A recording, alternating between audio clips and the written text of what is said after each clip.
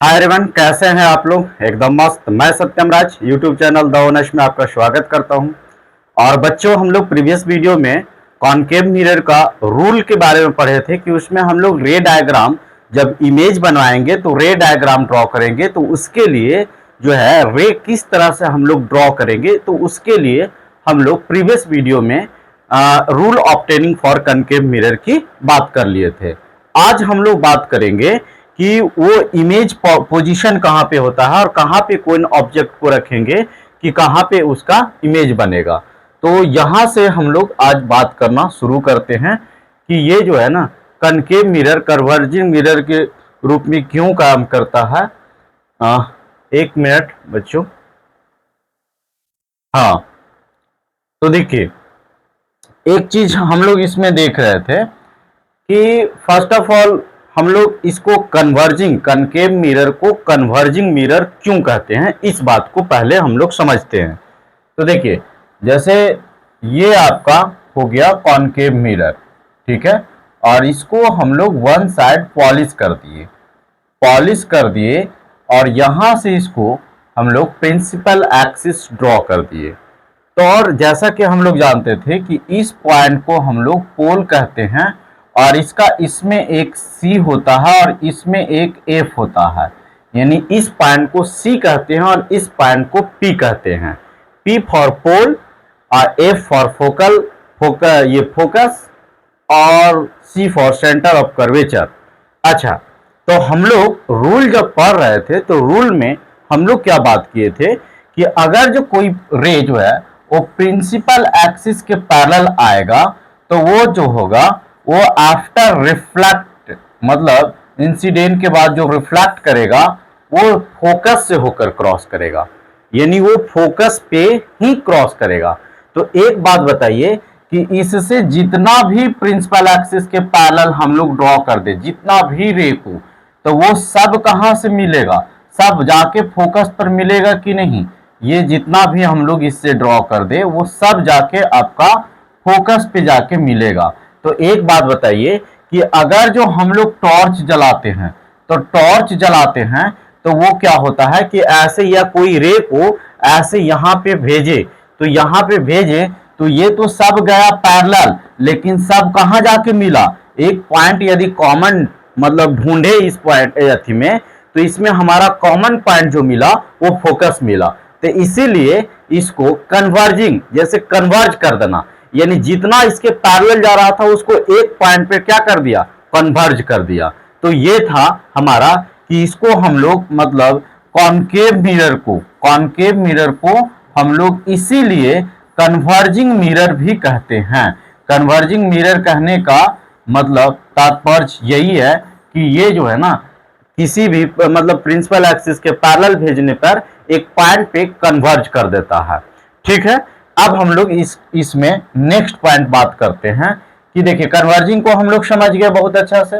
अब हम लोग नेक्स्ट की इसमें ऑब्जेक्ट को हम लोग कहां कहां पे रख सकते हैं, इसका मतलब कि हम लोग इसमें बात करें पोजीशन ऑफ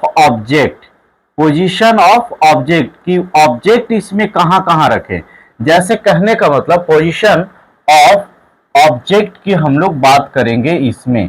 इसका मतलब कि देखिए, तो आपका दिमाग में एक बात चल रहा होगा कि यही बात तो आप प्लेन मिरर में करते, तो प्लेन मिरर में कहां कुछ बात किए कि कहां पे ऑब्जेक्ट मतलब उसका पोजीशन रहना चाहिए।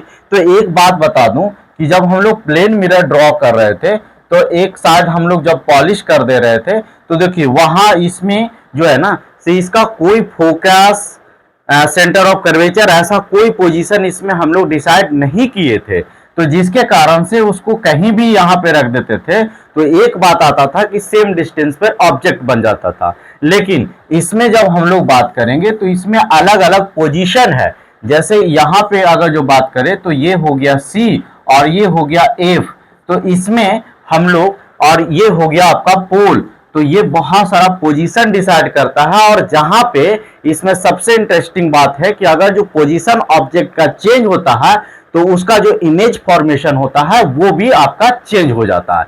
तो इसीलिए इसमें पोजीशन ऑफ ऑब्जेक्ट जो है वो बात करना जरूरी है। ठीक है, और इसी के लिए इसको मल्टीपल पर्पस के लिए यूज किया जाता है। तो चलिए अब हम लोग एक बात करते हैं कि पहला जो है हम लोग कहां पे रखेंगे, तो एट इंफिनिटी, यानी कोई भी ऑब्जेक्ट को इंफिनिटी पर रख देंगे और उसमें तब देखेंगे कि ये जो है कॉनकेव मिरर में, यानी हम लोग कौन सा मिरर की बात कर रहे हैं, तो हम लोग कॉनकेव मिरर की बात कर रहे हैं। तो अगर जो कोई ऑब्जेक्ट को इंफिनिटी पर रख देंगे तो कॉनकेव मिरर में उसका इमेज बनेगा या नहीं बनेगा, तो बनेगा तो कहां बनेगा, इन बातों को हम लोग इसमें करेंगे। तो पहला पोजीशन हो गया। दूसरा जो है बियॉन्ड सी, यानी हम लोग सेंटर ऑफ कर्वेचर के पीछे रख देंगे, ठीक है, यानी एक ऑब्जेक्ट जो है वो इंफिनिटी पर मान लिए, इंफिनिटी का कोई मतलब ये ऐसे लिखना ठीक नहीं है, इंफिनिटी हो गया। दूसरा जो हो गया वो हम लोग रख सकते हैं बियॉन्ड सी, यानी सेंटर ऑफ कर्वेचर के पीछे। और फिर तीसरा जो है हम लोग एट सी, यानी सी के पास में रख सकते हैं। और चौथा रख सकते हैं बिटवीन सी एंड एफ, यानी यहां पे रख देंगे। और जो फिफ्थ रखेंगे वो एट एफ, और जो सिक्स में रखेंगे वो बिटवीन पी एंड एफ, यानी इतना पोजीशन होता है ऑब्जेक्ट रखने का। यानी कहां कहां रख सकते हैं तो वो आप बहुत अच्छा से देख लिए।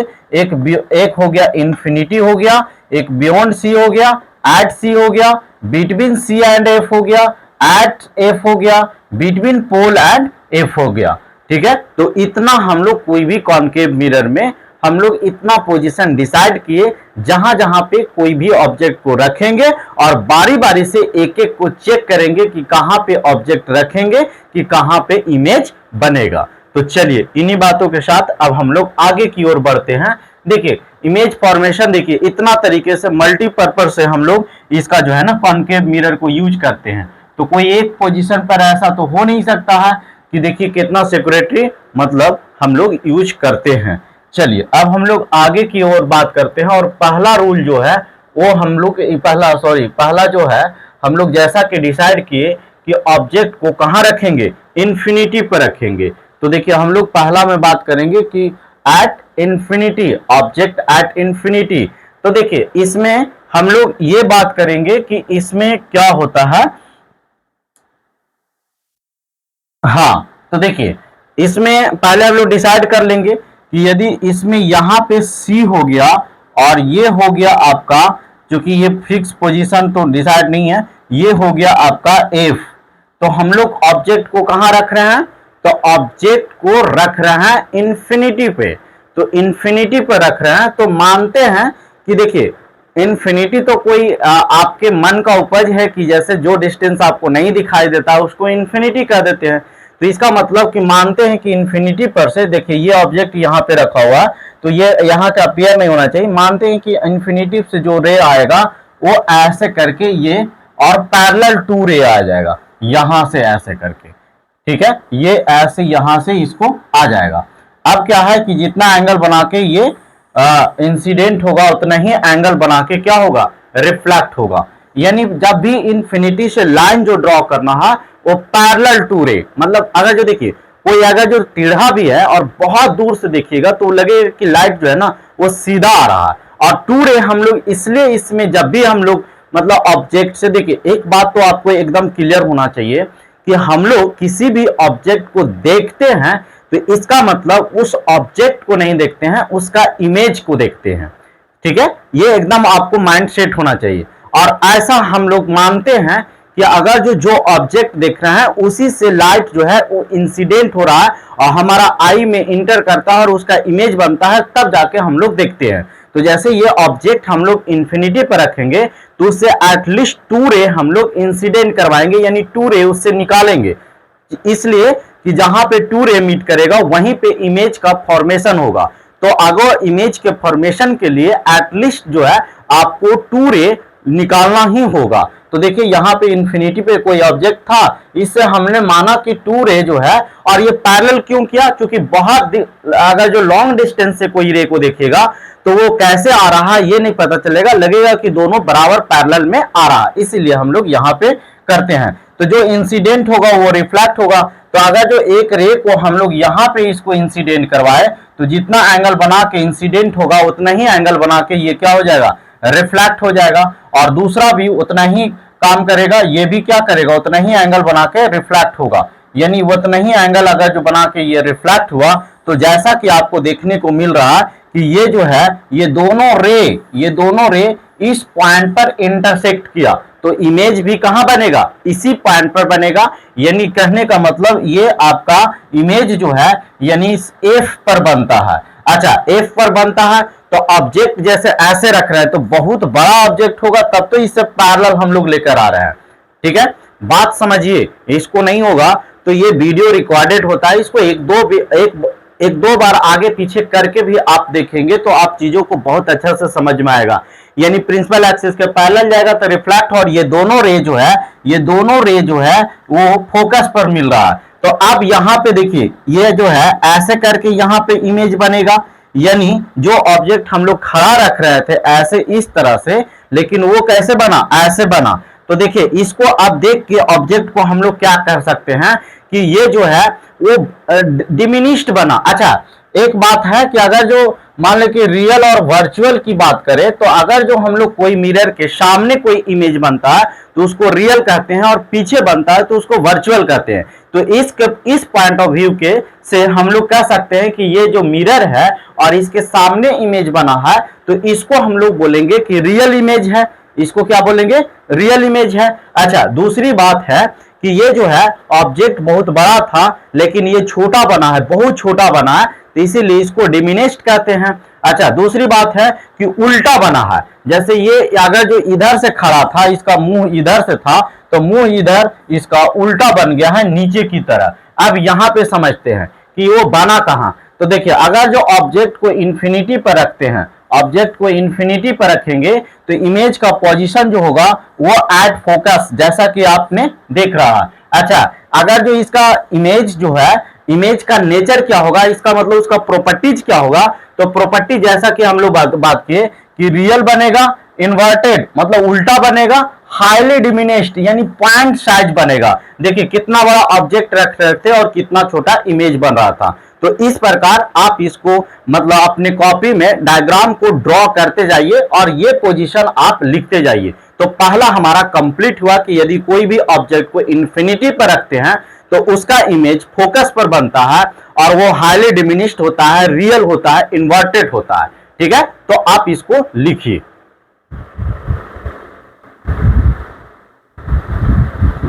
चलिए, आशा है कि आप लोग लिख लिए। तो हमारा पहला कंप्लीट हुआ। सेकंड देखते हैं। तो सेकंड जो कह रहा है कि ऑब्जेक्ट को हम लोग बियॉन्ड सी रखेंगे, यानी बियॉन्ड सी, जैसा कि हम लोग डिसाइड किए थे कि सेंटर ऑफ कर्वेचर के पीछे रखेंगे। ठीक है, तो देखिए यहां पे क्या होगा, यानी इस अंदाज से अगर जो यहां पे सी ले लेते हैं और ये आपका एफ हो जाएगा, तो ये बियॉन्ड सी हम लोग रखें। तो देखिए हम लोग जो रूल जानते हैं उसी के अकॉर्डिंग, तो अगर जो इससे टू रे, आपको देखिए ये ऑब्जेक्ट है, चीजों को समझिए। अगर जो आप बारीकी से समझ गए ना तो आपको ड्रॉ करने में कोई दिक्कत नहीं है। पहले रूल को याद कीजिए। अब इससे हमको हर हालत में ये ऑब्जेक्ट का इमेज बनवाना है, तो इस ऑब्जेक्ट से हम लोग टू रे को हम लोग लिखेंगे, यानी टू रे इससे इंसिडेंट करवाएंगे। तो टू रे आप पर डिपेंड करता है, इससे रे तो बहुत हर एक पॉइंट का रे निकल रहा है, लेकिन आप पर डिपेंड करता है कि आप इसको कैसे है। तो अगर जो एक रे जो है वो हम लोग क्या किए कि इसको प्रिंसिपल एक्सिस के पैरेलल हम लोग ड्रॉ कर दिए, यानी कुछ इस प्रकार। तो हम लोग इसका जैसे एक रे निकाले और इसको इस प्रकार आप भेज दिए, तो ये जो देख रहे हैं, तो ये सीधा, चूंकि रे जब भी स्ट्रेट ये प्रोपागेट होता है, आगे बढ़ता है, तो वह स्ट्रेट लाइन में, तो ऐसा नहीं कि यहां से ऐसे करते करते ड्रॉ कर देंगे। ये एक रे पहला जो है ये प्रिंसिपल एक्सिस के पैरेलल हम लोग ड्रॉ किए। तो आपको जैसा कि पता है कि अगर जो कोई रे, रूल याद कीजिए कि अगर जो प्रिंसिपल एक्सिस के पैरेलल हम लोग ड्रॉ करते हैं तो वो रिफ्लेक्ट जो होगा, वो जब भी रिफ्लेक्ट होगा तो वो फोकस से होगा। ये पहला हो गया। अब हम लोग को टारगेट है कि इससे हम लोग टू रे निकालेंगे, तो एक तो निकाल लिए। अच्छा, दूसरा जो हो गया कि अगर जो हम लोग मान ले जाए कि सेम किसी भी एंगल पर इंसिडेंट करवाते हैं प्रिंसिपल एक्सिस से, ठीक है, यानी सम एंगल पर इंसिडेंट करवाते हैं, तो उतना ही एंगल बना के ये क्या हो जाएगा, रिफ्लेक्ट हो जाएगा। यानी उतना ही एंगल बना के आपका ये आपका रिफ्लेक्ट हो गया। तो देखिए ये आपको देखिए कि ये इंसिडेंट हुआ, यानी दो रे हम लोग को निकालना था, टू रे हमने निकाला, एक प्रिंसिपल एक्सिस के पैरेलल और दूसरा हमने देखिए बस खाली आपको रूल, आप जैसे भी आप लाइन ड्रॉ कीजिए बस उस रूल के अकॉर्डिंग ही आपको लाइन ड्रॉ करना हुआ।